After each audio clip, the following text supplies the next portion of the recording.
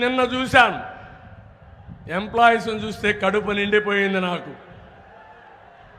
నిన్న పోస్టల్ బ్యాలెట్లు వచ్చాయి, ఈరోజు కూడా పోస్టల్ బ్యాలెట్లు వచ్చాయి.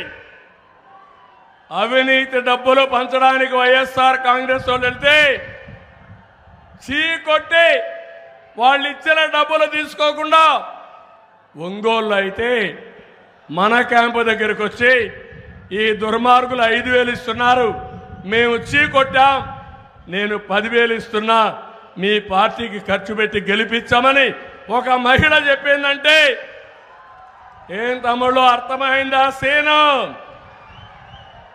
ఉద్యోగస్తులందరూ మనకే ఓట్లేశారు, వేస్తున్నారు. గెలుపు మనదే. ఎన్ని వందల కోట్ల రూపాయలు ఖర్చు పెట్టినా